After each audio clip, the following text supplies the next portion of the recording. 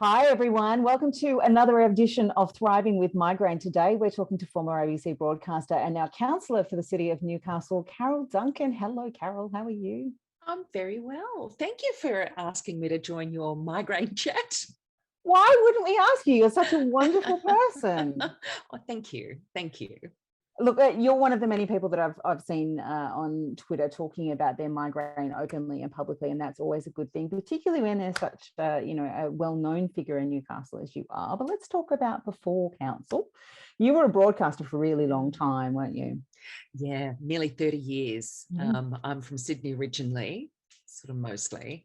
And then once I went into radio, worked through a little bit in Canberra, then Hobart, and then up to Newcastle. And I stayed here. I did about 12, 14 years in commercial radio, traveling, and then settled into Newcastle really with the ABC and hosting an afternoon program up here for 14 years, which I just loved. Yeah, radio. Decent innings, yeah. Yeah, it's such a beautiful medium. You would have got to meet a lot of good people, I would imagine.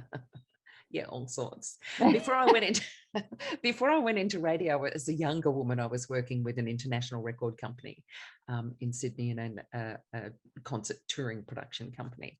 So I guess I've always been around strange, interesting, brilliant, messed up people. But yeah, it is that classic interviewed princes, paupers, politicians, and everybody in between. And yeah, it's been a real privilege. I think one of the things I've loved about it most is the experiences that it gave our kids. Our kids got to talk to people and get to know people who did all sorts of amazing things for jobs.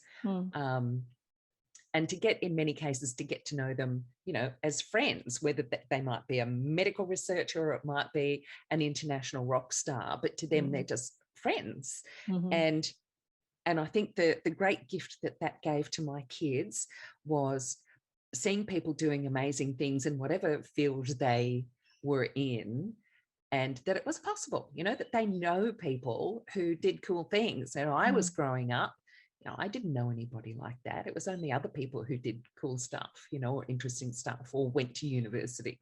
Yeah, so I, maybe the kids just take it all for granted, and that's good too. But that they know people who, they might make a living as an artist, or they make a living as a rock star, or they make a living as a health or medical researcher. That's great. That's all the options are there. Yeah. It does make a difference, I think, when you're exposed to a lot of things. I mean, people often ask me, why did I get into politics? And it's like, well, I grew up around politicians. How did you get into politics? Oh my goodness. I still couldn't tell you how my parents voted. I would have no idea. I'm sometimes distressed that my dad still gets, the Telegraph to read every day. He read a story about me in there last week, and it was 2 days before he read the paper, and he rang me up and he's gone, "That doesn't sound like it was much fun, darling." I said, "No, Dad, but it's okay." It's all good. But yeah, that's where I find myself now as an elected councillor. And it was suggested to me, someone said, "You've spent so much of your life working in and with the community, particularly with radio, which is so very personal, and, you're in contact with people, very local radio on a daily basis." And it was like, surely you miss it. It's a great way to stay in touch. And I just thought, okay, I'll put my hand up for that, and got myself elected, and here I am. You sound like that's almost an accident that you got elected. Look, I think my entire career has been an accident. I've never had a plan. Never. I was talking to somebody about this the other day. The only sort of vague plan that I had as a kid through high school was that I loved music and I wanted to be around music. I'm not a musician. I don't play an instrument. But work experience through high school was at a radio station in Sydney, which then was like the #1 rating radio station. Is now an embarrassment, but way back when it was the radio station. and work experience at Albert Studios with Vanda and Young and with the Mentals while they were recording the Berserk Warriors single, and at Powderworks Records when Midnight Oil were had just finished recording the Bird Noises EP. Look how old I am.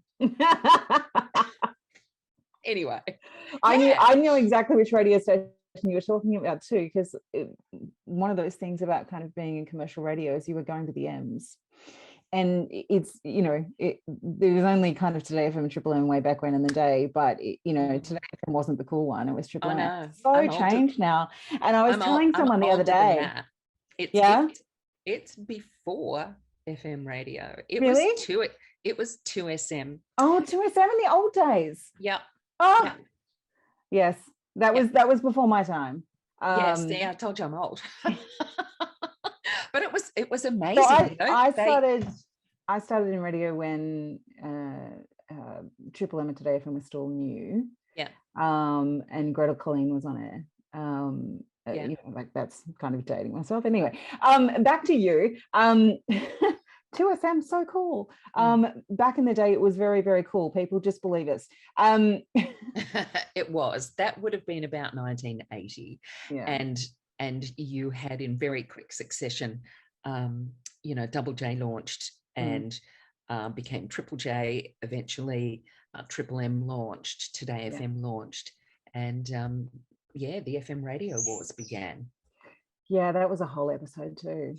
Yeah. We'll just, let's not revisit that. Right. Enough reminiscing about radio. Tell me about your migraine.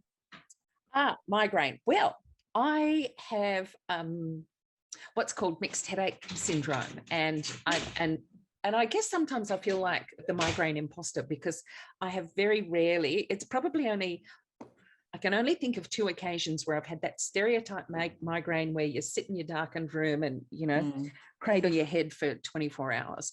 One of those was after a Divinals concert at the Old Manly Hotel.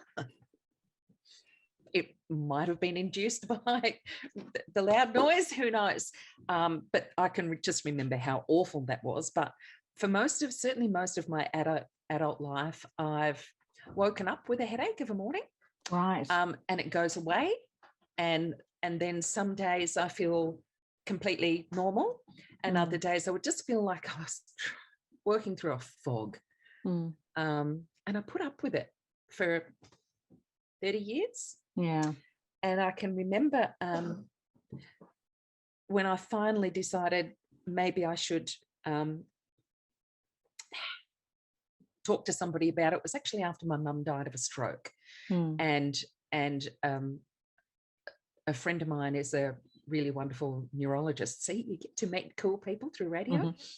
And I was talking to him about, you know, what had happened to my mum, and was talking to him about my headaches and, you know, that it was every day. I woke up with a headache every day. And he was like, how long have you put up with this for? I said, I don't know, 30 years. He's like, oh, you idiot. So we then, this is a few years ago now, and we embarked on a course of different medications. And I think initially it was some beta blockers. And that sort of worked for a little while, and then it didn't work. And I can remember, actually, I was the one who instigated the Botox conversation, and asked him about it one day, and spoke to my GP about it. And my GP also does a little bit of cosmetic stuff for people as well. And in talking to them, they said, well, you know, it was actually through cosmetic procedures that we discovered that Botox could help some migraine people. And the thought of having the 31 injections in and around my head and neck and shoulders was a bit terrifying at first. But for me has been really, really quite successful. So I every 12 weeks rock up, go through my 31 injections, and most of the time I feel fine. Sometimes I will still wake up in the middle of the night with a headache. Hate that. But no, I think I'm really lucky because it has been an effective treatment for me, but I know it doesn't work for everybody. I just keep trying to convince him that if he could just drop a couple more. Fix the forehead, yes. Yeah, sadly he says no. Yeah, well, they're not allowed to, unfortunately. No, but thank God that it's available. You have to jump through a lot of hoops to be eligible to have it done through PBS. Otherwise, it's $1,200-$1,500. If you, I couldn't afford that. I don't know anybody who could afford that every 12 weeks. But yeah, for me, it's been great. Yeah, and it's really great when it does work. As you said, it doesn't work for everybody. No. But if you have a lot of headache in particular, it is a good thing to try. For people like me who don't have significant headache, they have all the other migraine, neurological crazy. So we're the minority, right? So there's not many of us, but it's not particularly useful. So do you use anything else? How often are you getting headaches now with your Botox? Are you basically good, or you just get those ones? I'm basically good. Yeah. And I guess the thing that I think about now with it is I wish I had done something earlier. I carried a 30-year radio career through a fog. Yeah. You'd like to go back and redo it without the fog, wouldn't you? Yeah. Yeah, some parts of it anyway. Yeah. So how long have you been on Botox now? Oh gosh, 5 years, I guess, 4 or 5. Yeah, 4 years. I think when you raise the Botox conversation as well, I think people can sometimes feel they don't want to talk about migraine in the first place. Yeah. Because it's one of those things that falls into a little bit of the stigma hole at times. Like, oh, of course she's got a migraine. That's her 7th migraine this month. It's just it falls into that. Why is she complaining? Yeah, it falls into that dodgy area where people can feel like they don't want to talk about it because maybe people don't believe them. And Botox is a little bit the same. As soon as you mention the Botox word, there is an assumption that really you're just having your face done. Well, you check out my cranky wrinkle. Yeah, it's not cosmetic. It's all over here. Yeah, nobody can see it. Yeah, those 31 injections, let me tell you, they're a bag of fun. And the use of that, of course, was I think initially pioneered with kids with cerebral palsy, and that it helped control and relieve the symptoms of muscle spasms and so on. So it's a really useful thing, even if it does make your forehead funny bit prettier. Hey, look, whatever works, right? Yeah, absolutely. Migraine. So do any of your kids have migraine, or did they manage to? No, they've the lucky gene. Yeah, they've inherited all sorts of other issues, but migraine's not one of them. Thank heavens. Yeah. So I did an interview with one of the local journalists a few years ago who saw me talking about it on Twitter as well, and said, can we talk to you about it? And yeah, you can, because if you don't need to suffer, and other people can encourage you to put your hand up and look for and try different solutions, then it's incredibly worthwhile. For some people, there are no really good solutions. I'm just really lucky that there is one that works for me. Absolutely. All right. So what would be your top tip for people living with migraine? Oh my gosh, be gentle on yourself. Make sure that you have good and regular conversations with your GP. And if you know people that do have migraine, talk to them about what works for them. Share that little bit of information in community, because it was actually me reading or hearing about Botox as a migraine treatment elsewhere that led to me to go to my GP and a neurologist that I just happened to know. Hey, do you think this might work for me? That was like, oh, I remember mentioning it to my GP. I said, do you know anybody who uses it for migraine? He goes, oh yeah, that's a good idea. Couldn't you have told me this years ago? Yeah, you really do have to advocate for yourself, which is a really good piece of advice. Go find your people. We're here. you know, find there's a Migraine Australia group in Newcastle. It's fairly new, but the main Migraine Australia chat group's got over 5,000 people in it who will tell you their stories. So yeah, connect. It's all good. And then you don't feel like such a bad unicorn. Yes. I love what I do. I describe it as the worst paid, most rewarding job I've ever had. And, you know, and it is really interesting. And I would encourage people to put their hand up for it. The nonsense that goes on can be really awful, but you have to just sort of park that over there and get on with what you do. So the day-to-day is, you know, my bin hasn't been collected, or, you know, my footpath, yada, yada, yada. It's all of that, but it's also the minutiae and the nitty gritty of running the 7th largest city in the country, and big decisions that will affect the lives of people here for generations to come. So I really do love that. Like, I've had a 70-year-old woman ring me up this afternoon because she was watching the skateboarding on the Olympics and she got all excited about it. And she said to me, Carol, we need a skateboard park in Gregson Park, which is here in Hamilton, where I live. And I said to her, oh, I love hearing this from you, because usually the stereotype of skateboard parks is, you know, thugs and hoodlums.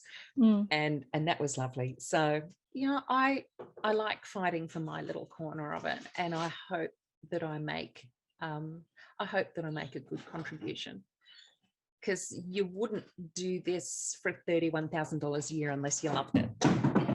The one big ask that I always have of people in my role as a councillor, and it's not actually a big ask, is if there is something that is bothering you or concerning you in your neighbourhood or with your council services, or, you know, even if they're state and federal, because people come to you for all sorts of things, I just beg people not to sit and stew about an issue that they're worried about, because, or, you know, or they get onto Facebook and they bang it out because they're really annoyed about something, but they haven't bothered to call, you know, me or the organisation, or, you know, I guess it's like migraine. You don't have to suffer in silence. You know, you can reach out and ask people for help. Yeah. Alrighty. Thank you so much, Carol. Appreciate you making the time. Thank you for what you're doing. I think it's really important that, you know, we do have these little tribes that people can start to feel that they're not alone, and they can share ideas, and, you know, maybe someone will have tried something that might help somebody else. That's priceless. Thank you so much.